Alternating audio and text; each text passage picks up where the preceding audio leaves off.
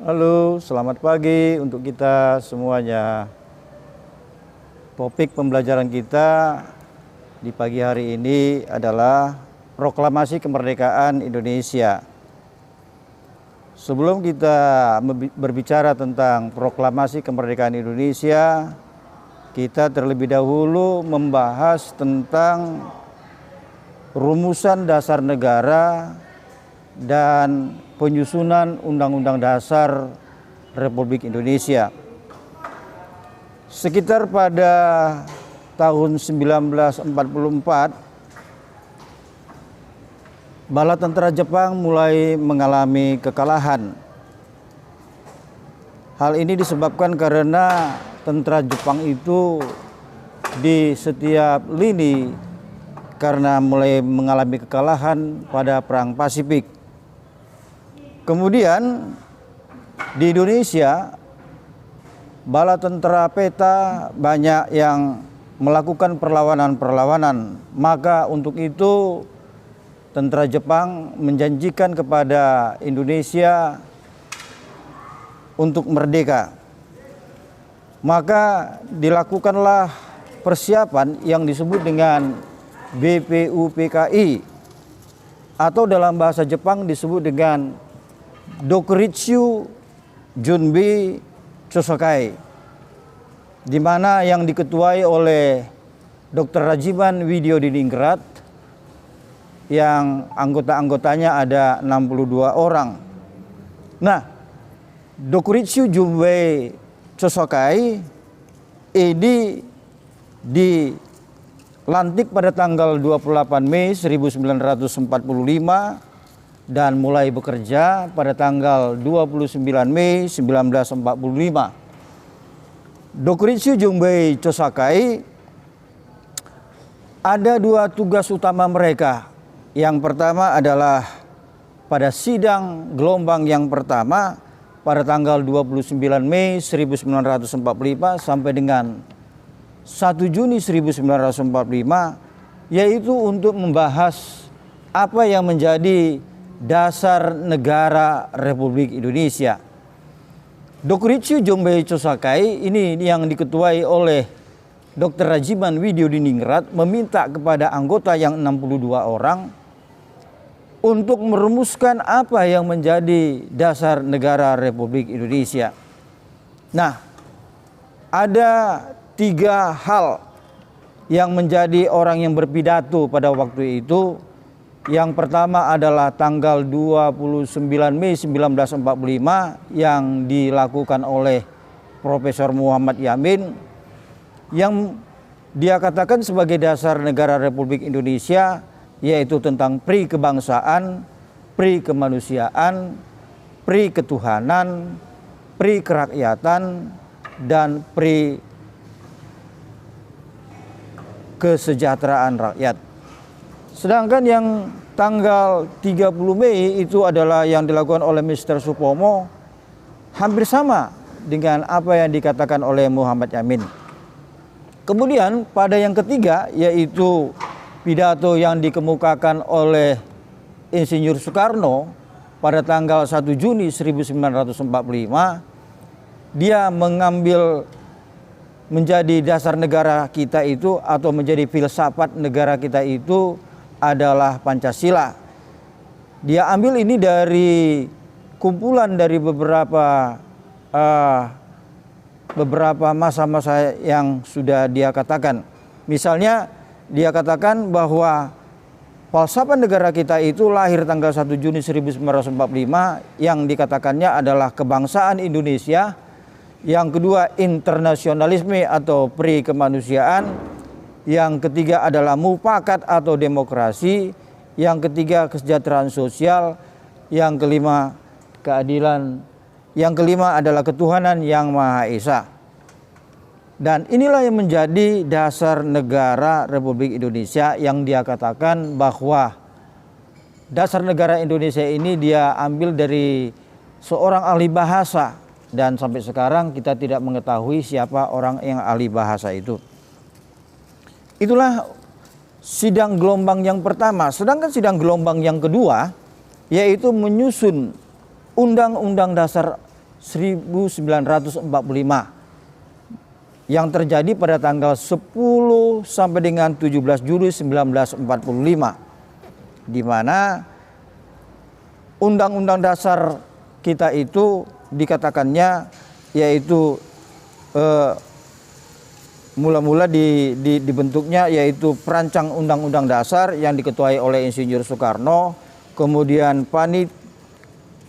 panitia perancang Undang-Undang Dasar yang dibentuk yang disebut dengan panitia kecil yang dipimpin oleh Profesor Dr. Supomo sebagai ketua, sedangkan sebagai hasil kerja panitia hukum dasar yang diketuai oleh Profesor Dr. Mr. Supomo, Haji Agus Salim, Profesor Dr. Husin Joyodiningrat. Kemudian di sela-sela dari sidang tersebut lahirlah yang disebut dengan Piagam Jakarta, yaitu pada tanggal 22 Juni 1945. Inilah yang menjadi pembukaan Undang-Undang Dasar 45 kita. Namun apa yang dirumuskan oleh panitia kecil ini atau panitia ad hoc ini tidak jadi dibuat karena pada pembukaan Undang-Undang Dasar 45 itu ada yang mengatakan ketuhanan yang Maha Esa serta menjalankan syariat Islam. Kemudian pada tanggal 17 Agustus 1945 BPUPKI setelah mereka melakukan sidang, BPUPKI ini membubarkan diri dan berganti nama menjadi Dokritsu John B. Inkai. Ini lahir pada tanggal 8 Agustus 1945. Sebagai ketuanya adalah Insinyur Soekarno. Kemudian daripada itu, Insinyur Soekarno dan teman-temannya pergi ke Vietnam atau ke Dalat untuk melaporkan hasil sidang BPUPKI. Sementara itu di Jepang, yaitu pada tanggal 6 Agustus 1945, bom atom sudah jatuh di kota Hiroshima pada tanggal 6 Agustus 1945 dan pada tanggal 9 Agustus 1945 di kota Nagasaki. Sementara Soekarno yang berada di Vietnam atau di Dalat untuk melaporkan hasil BPUPKI tadi, mereka diberikan janji kemerdekaan Indonesia. Kemudian maka para pemuda sudah mendengarkan bahwa Jepang itu sudah menyerah ke tangan sekutu dan mencari Soekarno itu di mana. Kemudian daripada itu para tokoh-tokoh mencari dan mereka tidak menemukan, di mana para pemuda mengetahui bahwa Soekarno itu berada di Vietnam dan sekembalinya Soekarno dari Vietnam pada tanggal 15 Agustus 1945 mereka menemui Bung Karno dan mendesak Bung Karno supaya mengumumkan proklamasi kemerdekaan Indonesia. Soekarno tidak mau memproklamasikan kemerdekaan Indonesia karena dia sudah mendapat janji dari Jepang akan mengumumkan proklamasi kemerdekaan Indonesia. Oleh sebab itu dia mengundang para tokoh-tokoh untuk melakukan sidang di ruangan mikrobiologi pada waktu itu, dan Soekarno sendiri yang sebagai pemimpin dari sidang tersebut. Dia tidak mau memproklamasikan kemerdekaan, dia takut bahwa nanti Jepang itu Jepang itu menuduh Bung Karno itu sebagai orang yang tidak mau mengerti tentang janji tersebut. Maka pada tanggal 15 malam hari dilakukan sidang dan ia bertanya tentang kekalahan Jepang terhadap sekutu, karena pada tanggal 6 dan tanggal 9 Agustus 1945 itu Indonesia sudah terjadi kekosongan kekuasaan atau yang disebut dengan vacuum of power. Namun dari peristiwa pertemuan di ruangan mikrobiologi tadi, satu orang pun tidak ada yang bertanggung jawab tentang kekalahan Jepang. Namun ada seorang pemuda yang bernama Wikana maju ke depan dan menunjuk kepada Bung Karno supaya besok mengumumkan proklamasi. Baik, anak-anakku sekalian,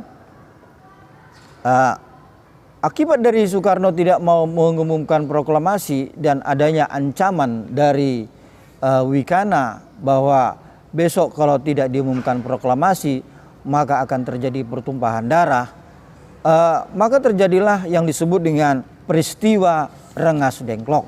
Peristiwa Rengas Dengklok ini hanya terjadi satu hari saja, sebentar saja, di mana kedua tokoh yaitu Soekarno dan Hatta diculik oleh para pemuda, yaitu tentara peta, dibawa mereka ke Rengas Dengklok dengan tujuan bahwa Soekarno itu supaya jangan terpengaruh dari pihak-pihak Jepang, dan sekaligus supaya apabila Soekarno dibawa dari Jakarta ke Rengas Dengklok maka pertumpahan darah yang dilakukan oleh yang diancam oleh Wikana tadi supaya tidak terjadi.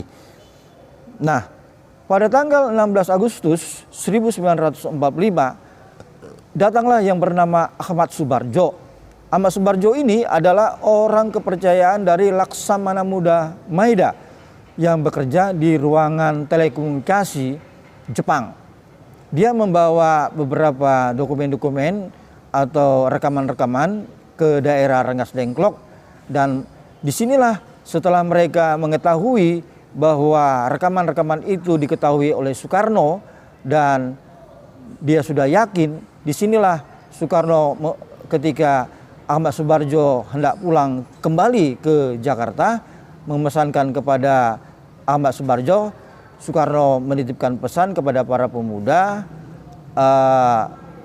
besok atau pada malam hari kita akan melakukan pertemuan di rumah Wikana. Dan setelah Bung Karno tiba di Jakarta, di mana Laksamana Muda Maeda ini, mengapa rumah Maeda ini dijadikan sebagai tempat untuk penyusunan teks proklamasi? Karena Laksamana Muda Maeda adalah orang yang simpati terhadap perjuangan Republik Indonesia. Nah, ketika mereka berada di rumah Laksamana Maeda, rumah Laksamana Muda Maeda ini berada di Jalan Imam Bonjol nomor 1 Jakarta. Rumahnya ini dibagi dua, yaitu satu ruangan makan, satu lagi ruangan tamu. Di mana di ruangan makan inilah Ahmad Subarjo, Insinyur Soekarno, Hatta, dan ada 3 orang golongan pemuda, yaitu Sayuti Melik, BM Dia, dan Sudiro, untuk merumuskan proklamasi kemerdekaan Indonesia. Proklamasi kemerdekaan Indonesia itu terdiri dari 2 alinea. Alinea pertama yaitu kami bangsa Indonesia dengan ini menyatakan kemerdekaan Indonesia. Alinea yang kedua yaitu hal-hal yang mengenai pemindahan kekuasaan dan lain-lain diselenggarakan dengan cara seksama dan dalam tempo yang sesingkat-singkatnya. Proklamasi kemerdekaan Indonesia, di mana kami bangsa Indonesia ini adalah buah pikiran dari Mr. Subarjo, sedangkan hal-hal yang mengenai pemindahan kekuasaan ini adalah buah pikiran dari Hatta. Kemudian dalam penanggalan Soekarno langsung menuliskan Jakarta 17 Agustus 1945. Kemudian Hatta meminta supaya dibuat wakil-wakil bangsa Indonesia. Wakil-wakil bangsa Indonesia itu dibuat atau ditiru oleh Hatta ini diambil dari Piagam Kemerdekaan Amerika Serikat, di mana dalam Piagam Kemerdekaan Amerika Serikat itu atau Declaration of Independence itu ditandatangani oleh negara-negara bagian, ada 13 negara bagian. Nah, setelah mereka menyelesaikan teks proklamasi itu, mereka maju ke depan dan membacakan.